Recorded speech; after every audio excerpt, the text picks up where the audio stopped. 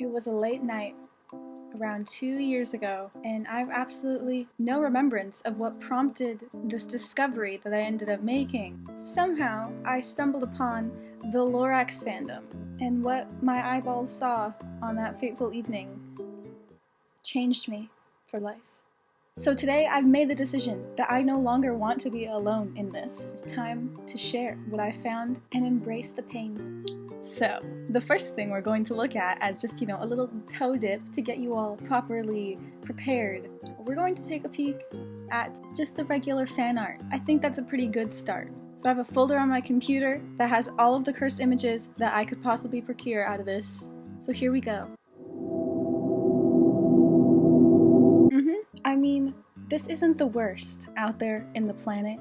We know it gets a lot more frightening and deeply traumatizing, but that half can be discovered on your own time, That's something that is a personal journey, and you need to just guide yourself through that. We're gonna remain quite surface level here. I'm sensing a narrative, like that is right after the last photo, and now he's out there at the business meeting, and he's like, they tell me I'm a bad boy.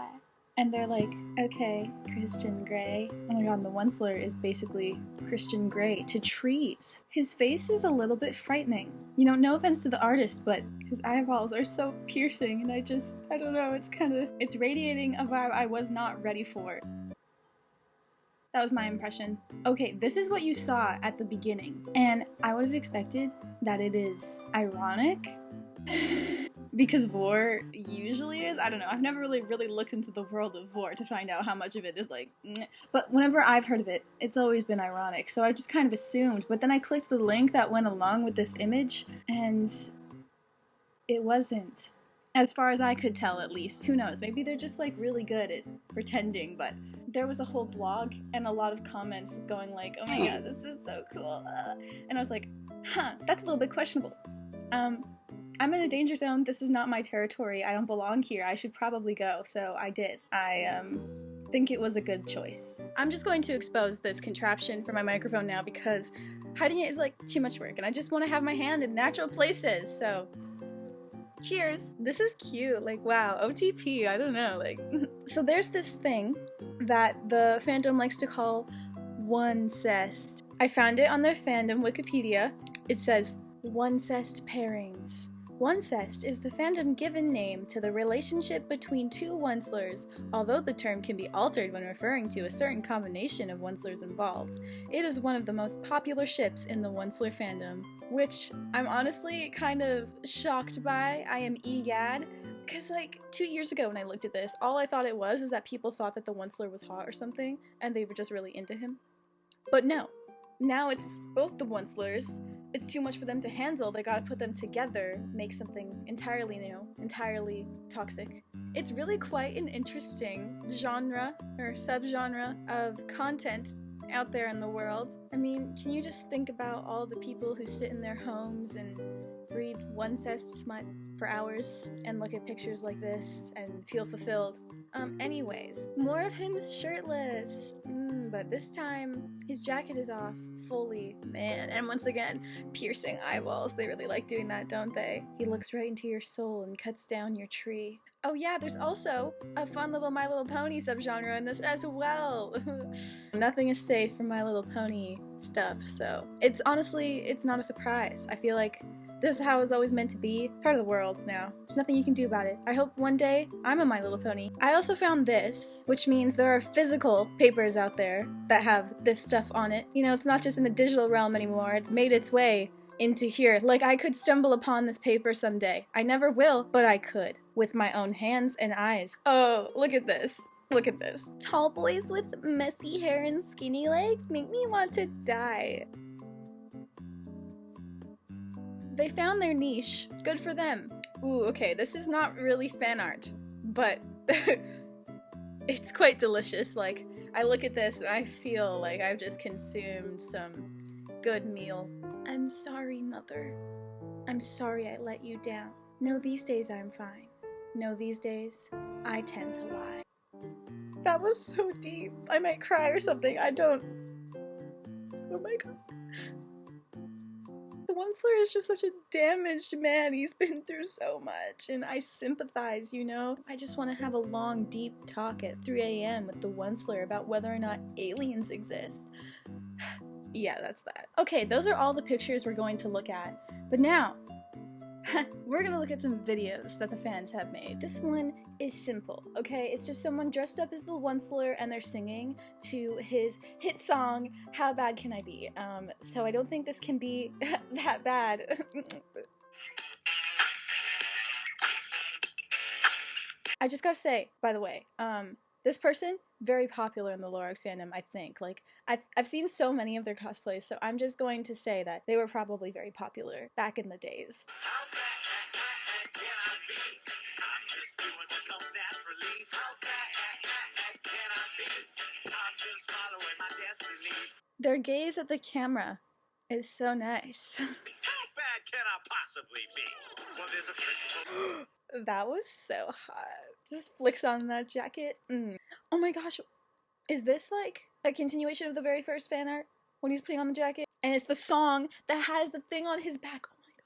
Shane Dawson, I might have to contact you via your business email about this. Let's have a talk.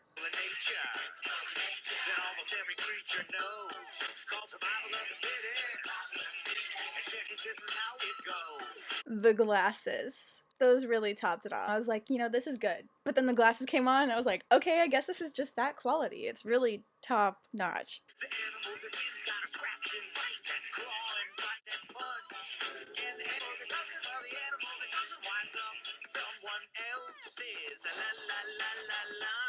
Are you telling me Cheerios aren't vegan?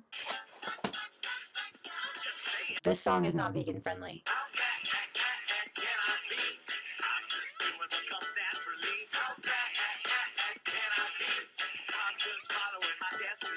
I think that's good enough.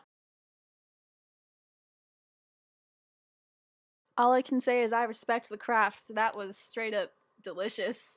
But it's not over. No, we're going to do Onceler and Nala, young and beautiful. I've seen the world, lit it up as my stage now. Look at them, they're like in the same universe. Also, by the way, my cat's name is Sarabi, which is the name of the mom in Lion King, so I don't really know what that has to do with this, but I just thought I'd let you know. Did Nala just die? Did she just straight up get Thanos snapped? Is she gone? What?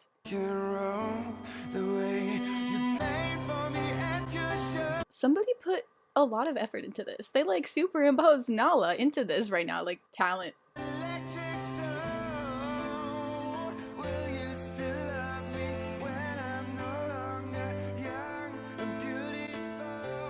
Yes, Onceler, I will love you, and Nala will love you. This is the friendship of a lifetime or more. I don't really know what's going on between you two.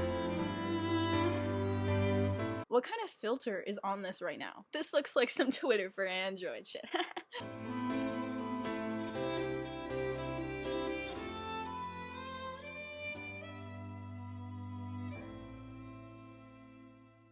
They are so cute. That was so cute. But really though, what prompted that? Where did the inspiration for that come from? Like they were just sitting there and they were like, wait a second. Nala? Onceler? Best friends. I hope you think about that next time you see the lorax. If you ever do again. I mean, if you're smart, you probably won't, but I don't know. I don't know you. Maybe this makes you more into it. Also, I'm not gonna show this video because it's really just like clips of the movie of the Onceler with Hit or Miss by Jacob Sartorius playing over it, but I found a comment and I just want to say, first of all, that video was made in 2016, and as I looked at that video today, 23 hours ago, Ice Turtle has commented, I'm conflicted. I hate Jacob, but I love the Onceler. You know, I thought the fandom was dead, but I was wrong, apparently, because here we are 23 hours ago, somebody's talking about how they love the Onceler. Alright, so to finish this off, we're gonna read some fan fiction. We're going to have to read this ASMR style because I'm not alone in my house right now, and I don't want my family to think of me as a sinner, so I hope you don't mind.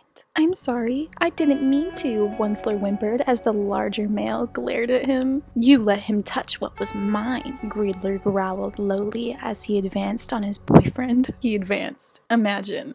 the person you're with or something is like, I'm about to advance on you so hard. I didn't mean to. It was an accident. He took a step back. Who took a step back? We haven't established who we're reading right now. Then stop running from me, the larger male ordered, continuing to move towards him. I'm really good at reading out loud. I'm not trying to. Onesie Groaned back. Come here. Greed sighed before flopping his rear onto the edge of their bed. His baby silently complied and moved to stand in front of him, letting out a yelp when he was pulled into the other's lap suddenly. What are you doing? He stuttered nervously. Claiming you, was all he got in response before lips were pressed against his. Greed moved their lips together in a heated kiss, which he quickly responded to. He tried to break away for air, but a hand shot up and held his head in place so he couldn't pull away from the kiss. He whined into the kiss before shoving at his lover's chest a sign for him to let go, which he eventually did, much to the boy's relief. I'm doing this to myself. Why did you do that? Wency asked with a heavy blush coating his cheeks.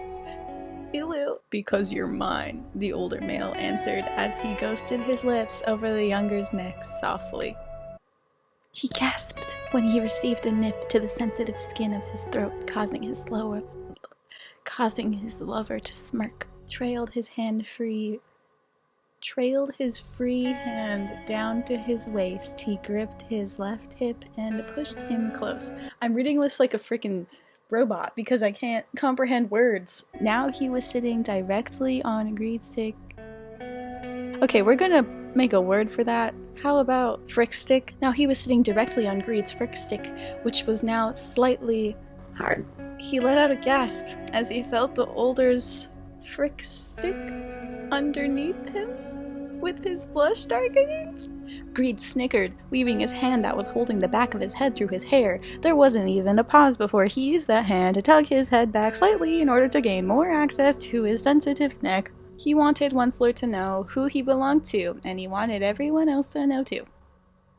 That's so sweet. He moved to an obvious spot and gently licked it. What? Oh, electing a whimper in response. He chuckled against his neck, and his baby boo squirmed slightly at the feeling of his hot breath on his neck.